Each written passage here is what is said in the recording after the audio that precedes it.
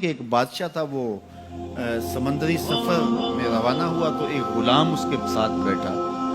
تو جب وہ کشتی ڈولتی تھی، ہچکولے کھاتی تھی تو وہ چیخے مارتا تھا، تو کشتی والوں کا سکون برباد ہو گیا. ایک دانا شخص تھا، اس نے کہا بادشاہ اگر آپ اجازت دیں تو میں اس کو چپ کرواؤں. اس نے کہا یہ تو کمال مہربانی ہے.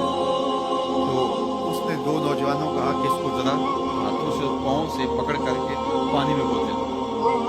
تو اس کو پانی میں پھینکا، جب وہ ڈوبنے لگا نکالا، کشتی میں بٹھایا، وہ چپ کر کے بیٹھ گیا. اب کوئی چیختا نہیں ہے.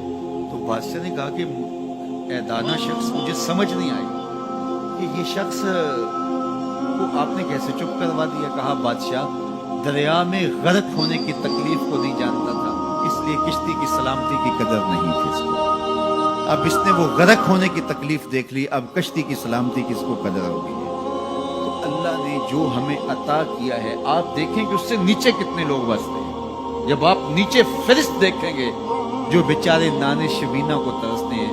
اگر مجھے تھوڑی سی تکلیف ہے اور میں جو ہے وہ اس تکلیف میں ناشکری کرنے بیٹھ جاتا ہوں، تو میاں وہ لوگ بھی ہیں جو بیچارے اپنی مرضی سے اپنا ہاتھ بھی نہیں اٹھا سکتے، جن کی عیدیں بھی جو ہیں وہ ہاسپٹل کے اندر گزرتی ہیں، وہ کئی سالوں کے اندر وہاں اذیت میں مبتلا ہے. جب آپ دیکھیں گے تو کہیں گے مالک میں جس حال میں ہوں اس پہ تیرا شکر ہے. شیخ سعدی فرماتے ہیں میں دمشق کی جامع مسجد میں نماز جمعہ کے بعد نکل رہا تھا تو میرے کسی نے جوتے اٹھا لیے.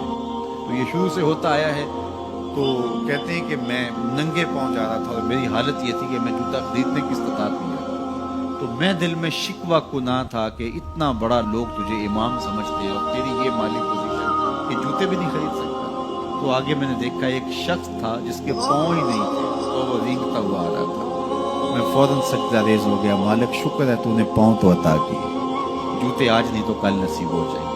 تو جو میسر ہے اس کی قدر سیکھو، جو میسر نہیں ہے اس کی جلن میں اپنے آپ کو جلانے کی کوشش نہ کرو، تو زندگی سوکھی ہو جائے گی. یہ ضابطہ میرے حضور نے دیا. انظروا الی من هو اسفل منکم، اپنے نیچے دیکھنے کی عادت ڈالو، تم سکھی ہو جاؤ گے، تم پریشان نہیں ہوگے. لیکن اگر شوق ہو تمہیں اوپر دیکھنے کا تو فرمایا پھر دین میں جو اپنے سے اوپر ہیں ان کو دیکھو. کہ میں تو یار صرف 5 پڑھتا ہوں، یہ تہجد بھی پڑھتا ہے. میں تو صرف رمضان کے فرض روزے رکھتا ہوں اور یہ ہر ماہ نفلی بھی رکھتا ہے. میں تو صرف زکوٰۃ دیتا ہوں، یہ صدقات و خیرات بھی کثرت سے کرتا ہے، یہ لوگوں کے کام بھی آتا ہے، دکھیوں کی مدد بھی کرتا ہے. تو پھر ان کو دیکھو گے تو پھر تمہارے عمل میں قوت پیدا ہوگی. اوپر دیکھنے کا شوق آ جائے تو دین میں جو اوپر ہے ان کو دیکھو، ورنہ نیچے دیکھو. نیچے دیکھو گے زندگی سوکھی رہے گی. اپنی مٹی پہ ہی چلنے کا سلیقہ سیکھو، اپنی مٹی پہ ہی چلنے کا سلیقہ سیکھو. سنگ مرمر پہ چلو گے تو پھسل جاؤ گے. تو زندگی سوکھی کرنے کا طریقہ یہ ہے کہ اپنے نیچے دیکھو اور اللہ کا شکر ادا کرو. پھر سنو، میں تو کہتا ہوتا ہوں یہ ٹینشن فری حدیث ہے. سید علی المرتضیٰ فرماتے ہیں حضور نے فرمایا جو اللہ کے دیے گئے تھوڑے رزق پہ راضی ہو گیا، اللہ اس کے تھوڑے عملوں پہ راضی ہو جائے گا. زندگی سوکھی کر دیتی ہے یہ حدیث پاک. تو جو اللہ نے دیا مالک تیرا شکر ہے. یہ تھوڑا کرم ہے کہ تو نے ہمیں انسان بنایا ہے، ہمیں فہم و ادراک کی دولتیں دی ہیں، ہمیں شعور اور خرد عطا کیے ہیں. کتنی مخلوقات ہیں جو سارا دن شدت کی گرمی میں بوجھ اٹھاتی ہیں اور چارہ جا کے جو ہے وہ باہر سے لے رہی ہوتی ہے. وہ بھی تو تیری مخلوقات ہے. تو نے ہمیں انسان بنایا، انسانوں کے گھر میں پیدا کیا.